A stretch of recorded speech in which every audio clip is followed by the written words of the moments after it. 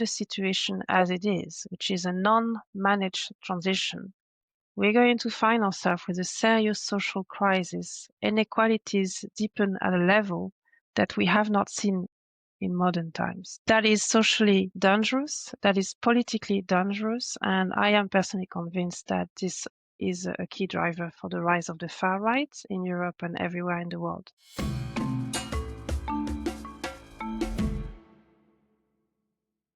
First of all, big thank you that you find the time to join this podcast. Really happy to have you here. Very happy to be here. Thank you for the invitation. And I wanted to ask you, so how did you start doing what you're doing now, and what do you find most meaningful about the work you're doing? So I founded Progressive Policies in 2021, and we are a small consultancy. We are specialized in industrial relations and labor rights. And we work largely with social partners from a variety of sectors across the world. And our job consists largely in exploring technical issues or emerging topics related to labor market. And what's meaningful about our work is that we turn this technical or unknown area into actionable strategies for better jobs. At Progressive Policies, we have a strong belief in social dialogue, and so we provide negotiating partners at various levels with the ammunitions, with the evidence that they need to engage in constructive discussions and hopefully with productive outcomes as well. And this June, together with Progressive Policies and a couple of experts, you released a proposal for the EU Just Transition Directive, which actually caught my eye because at the time I was working on a policy paper also related to just transition. So just to start with, what do you understand by just transition? So we know that the world of work, the world in general, but the world of work, that's our focus here, is going through deep transitions. The most visible ones are digitalization and the transition to a greener economy. And these transitions are changing very significantly the way we live, the way we consume, and therefore the way we work as well. So just transition for workers, it's about ensuring that no workers actually is left behind because of these changes. So just transition is about anticipating the changes that are going to come and to manage those changes in a way that no workers lose their job or no workers see their working conditions degrading.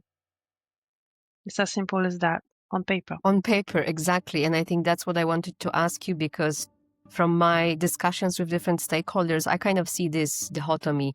So first, when we look at the government side, I have checked some recent statistics, and so I found that essentially the number of countries that include just transition concepts in their climate plans, so primarily the nationally determined contributions or NDCs, have increased from 1 in 2015, 66 as of April 2025. And of course, the degree of details that they include in those NDCs vary. But then on the other hand, when I have been speaking to some of the corporate friends, they really have been struggling to narrow down what just transition means in their supply chains. And so what exactly they should be doing. What changes do you see are actually happening on the ground in the workplace? If we take again the examples of the green or the digital transition, the intensity of the change is going to vary depending on the sectors concerned. If we take transport as an example, transport is going through massive changes at the moment. And the European Union has ambition plans to cut down on CO2 emissions, and there are some mandatory targets applicable to road transport. So if you look at the automotive manufacturing industry, which is an industry with a huge global value chain, when going all the way to tier 8 or even more suppliers, the automotive manufacturing is going through deep transition in order to meet the expectation that they have to electrify. Modes of production for a traditional car and for an electric vehicles are very different. A couple of years ago, a German study estimated that about 500,000 jobs would be lost in the European Union just because of the transition to electric vehicles. 500,000 jobs just in the EU. That's enormous. And that is happening in the context of trade tensions.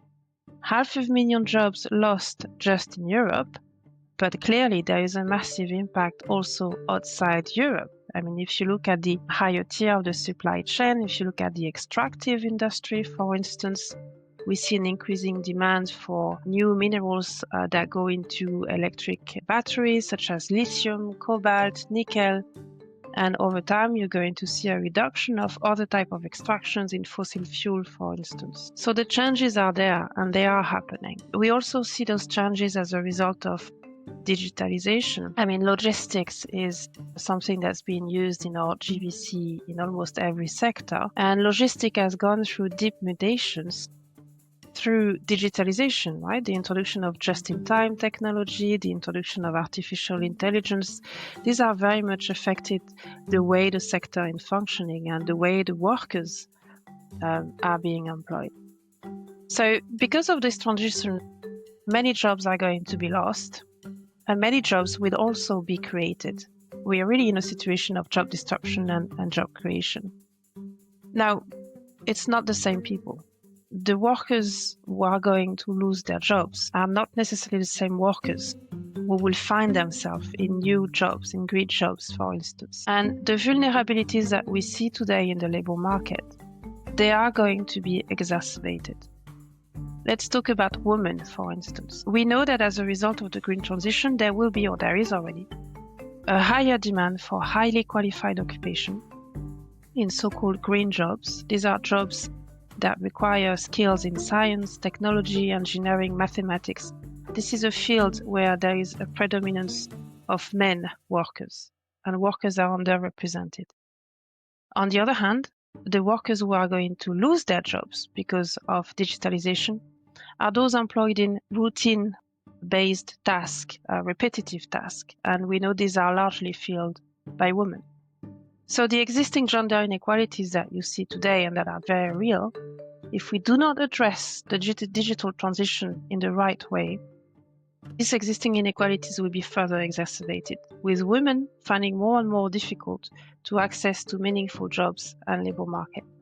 So we really need to be prepared so that no workers, and in particular the most vulnerable category of the population, is not left behind.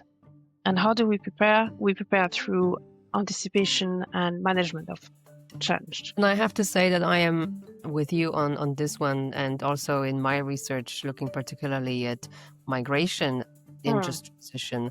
I mean, this is also a population that is just not covered and not included, and often doesn't really have access to some of those decision-making rooms. So I am also, I think, surprised that a lot of stakeholders wouldn't necessarily know how to maybe look for that in their supply chains, which also makes me think that it's a really important point to talk about that, because people that I speak to really care, and yet they are not able to pinpoint it. So, it makes me think that there maybe is just a need to make it more practical, those discussions, and really narrow down on what are some of the practical examples, like you just did, in the supply chain, also in some of the supply chains that maybe are not necessarily the first that we think about when we say just transition. And on that point, so is this what prompted the proposal for the EU Just Transition Directive? Can you tell me a bit more about that? Well, what prompted it is the increasing concern, especially among trade unions, that the world of work is going through change and that trade unions are not associated to it. And it's very paradoxical. The European Union is probably the region in the world with the strongest protection in terms of labor rights. There is in the EU a very strong acquis on information and consultation rights, so recognition of trade union rights as well. But what unions have been seeing in the past few years is that while on the one hand you have an increasing number of restructuring in multinational enterprises, on the other hand the quality and the frequency of social dialogue, of negotiations at the workplace is actually decreasing. So there seems to be less and less interest from the employers in particular to sit down at a negotiating table with the unions. And this is in a context where we're going to see more and more restructuring, more and more job losses. And so the concerns is particularly strong from the union side. And so really when we talk with them and other partners about this directive, this proposal for a directive, it was about analyzing what works and what doesn't work in the existing acquis and how we can revitalize the partnership aspects at company level. It's not about, we do not see transition as something that should be resisted, right? I mean, there is no job on a dead planet, for instance, or digitalization is here. It's completely illusory to think that you can resist the change. It's not about that. It's just about to see how we can better prepare ourselves and ensure that the tools that we have at our disposals are used a bit more and a bit more constructively. And how can we better prepare ourselves? So what would the directive cover? Well, the directive would set in stone the key principle of a just transition, as we have just discussed. So the key principles are fair working conditions, anticipation and management of change, primarily through negotiated solutions between the social partners. The directive also seeks to introduce or to guarantee a right to remain employed for the workers. What's interesting is that with this proposal, we think that a number of players each have a role to play, so it's not entirely down to corporates. It would be quite unfair to say that corporations only should manage a just transition. But there is a series of chapters targeting different stakeholders, employers, of course, but also government through public policies. And a lot can be done here. And I want to stress again why this is important. I mean, millions of people may lose their job, and especially the vulnerable one. And so if we leave the situation as it is, which is a non-managed transition, we're going to find ourselves with a serious social crisis. Inequalities deepen at a level that we have not seen in modern times. That is socially dangerous, that is politically dangerous, and I am personally convinced that this is a key driver for the rise of the far right in Europe and everywhere in the world. So it's quite important. Hopefully this directive is a little stone in building a more social approach to transitions. And just on that, so what would be now required for that directive to actually go through? What would be, at what stage is it? What would be the process?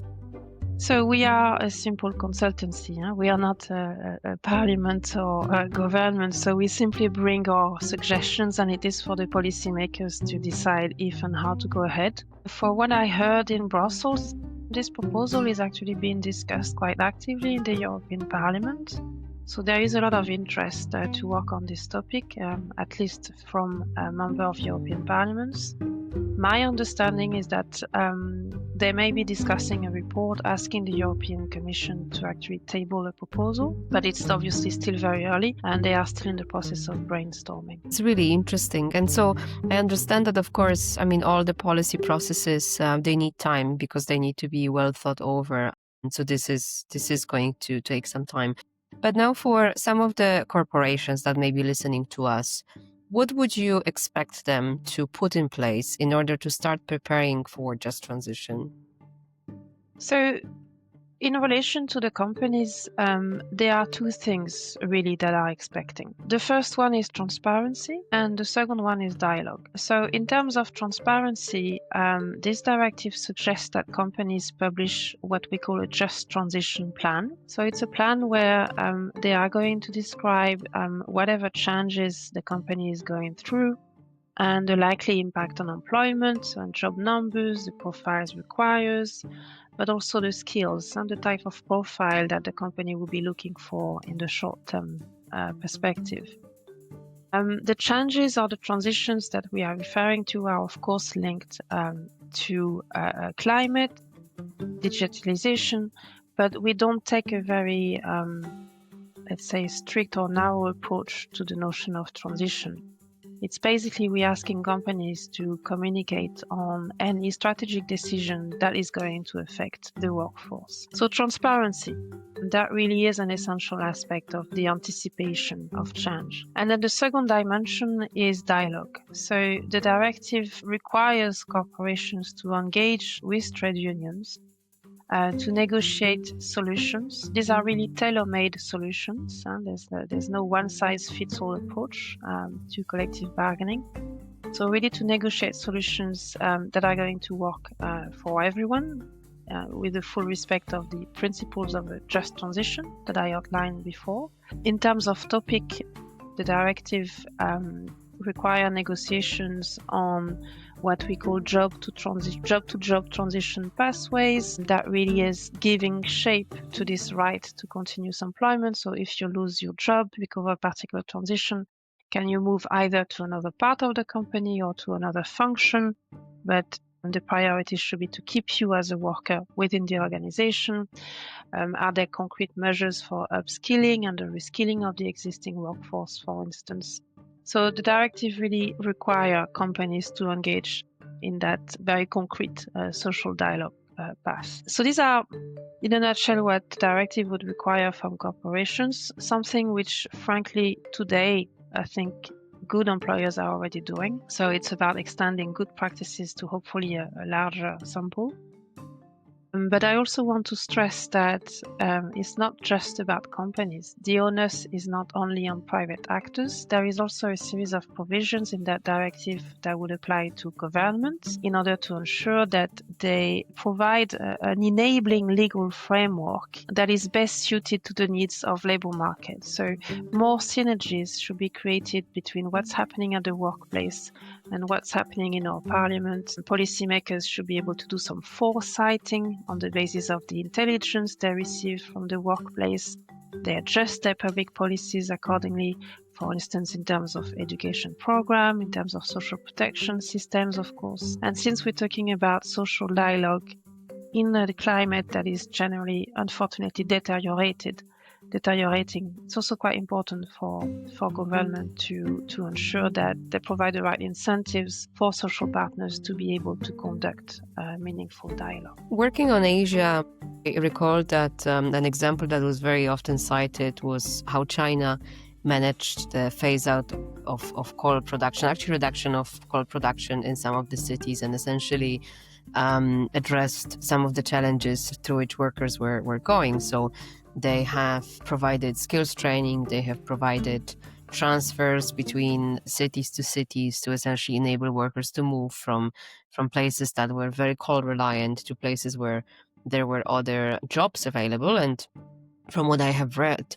of course, that program wasn't perfect, but it did provide a lot of employability opportunities. Now, I wonder, in your experience, are there any countries in Europe who seem to have managed this just transition better than the others? I mean, are there any good examples on the government side already? Well, that's a tough question.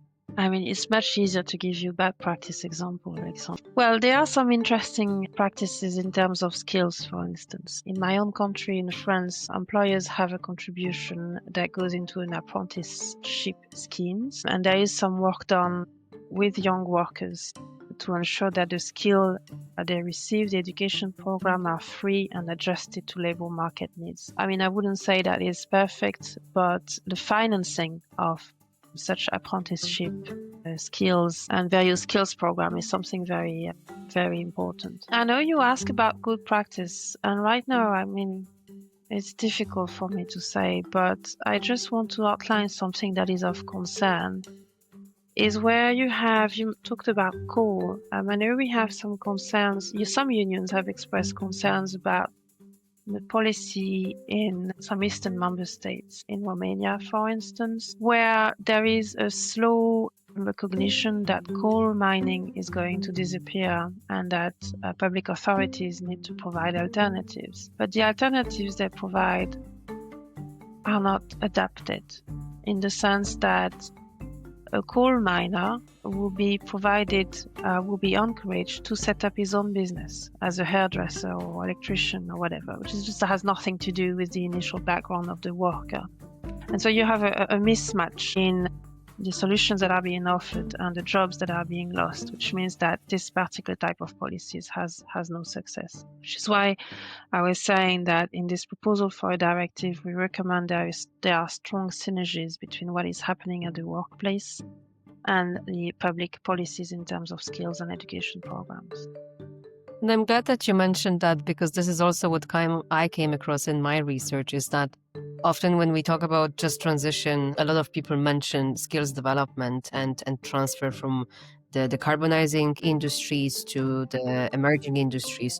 But in practice, it's not so easy, because in the end, we are dealing with human beings who have their families, who have their life in one place that often depended on some of those decarbonizing industry. And sometimes they may not really be interested in reskilling to different jobs. So it's, I think there is a lot of potential to essentially be providing those different job opportunities and skilling opportunities. But yes, I think it needs to happen with consultations with the workers who are being affected, because otherwise it just really goes against human agency, which I don't think anyone really has in mind. Yes, I think what you emphasize in terms of consultation is absolutely essential. You also said that sometimes people are just not interested in changing jobs. I just want to go back to this Romanian example. I'm using this because I went to a visit there a couple of months ago. It's not that there is a lack of interest for upskilling or reskilling. It's more that there is a lack of feasibility of it, if I can call it this way. What the workers need is free access to those skilling programs, and during working time and paid. If you are told you can access this course, but you're going to have to do it in your free time at your own cost and at an organization that's situated 200 kilometers from your home and your family, it's not going to happen. And that is precisely what was being offered in the example I have in mind. So and that's why it's so important to have public policies that are really adjusted to workers' needs. It's important to ensure free access to those programs. So not only free, but also ensure that the people going through those upskilling or reskilling program have the means to live, that they continue to receive the equivalent of their wages. Otherwise, it's not going to happen. 100%. It's the whole support system that workers need. Now, just going back to the corporate responsibilities as well, and I am trying to put myself in the shoes of some of the corporate colleagues who I know may be listening to this. And if I am to, let's say, start working on a just transition plan in my company, I kind of imagine from what we have been discussing is that first what I would do is essentially look at my payroll and see which departments are going to be losing jobs because of different maybe net zero targets that we have in the company, reducing emissions, improving efficiency through automation, digitalization, and so on. I mean, would that be a good place to start practically? What do you think? Absolutely. This is the way to start. So the Just Transition Plan is really about providing information that is necessary to anticipate the change to come. And the objective of those Just Transition Plans is to constitute a solid basis for the negotiation of measures, mitigating measures at a subsequent stage. So, I mean, in the directive, we suggest that if the transition is linked to a legal obligation, which certainly would be the case for an industry required to reduce CO2 emissions, then it's about describing the obligations that impose some change in the company, and in concrete terms, by how much the company is required to cut its emissions, by when, and we need to have a periodic review of the situation to assess how the company is performing over time. So that would be, let's say, the first point. And then secondly, it's exactly like you said, turning just transition for workers, it means looking at the impact on employment. So it's precisely what you said. You anticipate where you're going to have some changes in terms of job levels, both job losses, but also job creation. How the organization of the work might be changed, and in certain sectors is going to be drastic, in automotive or logistic, as I gave some examples earlier on. You also look at the corporate structure. It's very possible that a large group of companies may, for instance, want to acquire a new entity, an entity that is specialized in a new type of product, for instance. Or conversely, it may be possible that a multinational want to get rid of an activity that's too heavy in terms of CO2 emissions. So it's quite important to anticipate and understand those changes on the corporate structure. Once you have defined the impact on employment, it's also useful to have a skill mapping in those just transition plans. What are the type of jobs that we will need tomorrow and the type of profiles that we will no longer need tomorrow? And then on the basis of this information, from a company perspective, what are the type of measures that the company is considering to mitigate the adverse impact? Are they thinking of doing some internal reskilling plans, for instance? Are they thinking of redeployment initiatives? Or maybe early retirement for some category of workers? So this information should be quite complete. And it's all about anticipating what may come. And it's a super important stage in the just transition framework, because if you do not have this information, you cannot anticipate what's coming at you. And therefore, social dialogue is completely meaningless. Totally agree. And I guess this is also just extending the duty of care to the labor force that you may have in your facilities. And so what is the one key takeaway that you would like to leave the audience with? And also, where can they look for guidance on, how to prepare such a just transition plan? So all the practicalities of the just transition. So first of all, to respond to your second question, I don't think this is an overly complex exercise to publish a just transition plan. I actually do believe that a company in its right mind is doing this as a standard practice, right? To do this anticipation and foresighting. So it's not about doing a revolution about what companies are already doing. It's more about being quite transparent about it to the outside world and to the workforce in particular. In my view, what is the key takeaway? I'm going to sound like a broken record, but it really is about dialogue and negotiation at the workplace. So what this Just Transition Directive tries to do is to encourage both sides of the industry, employers and unions, to develop a partnership so that together they can negotiate tailor-made solutions. And I think that's a perfect thought to wrap up on. So thank you for that, and thank you for sharing all your knowledge, and fingers crossed that there is going to be interest in the report and that there actually is going to be a draft directive discussed further with all of the constituents. So thank you so much. Thank you, Alexandra. It was a pleasure.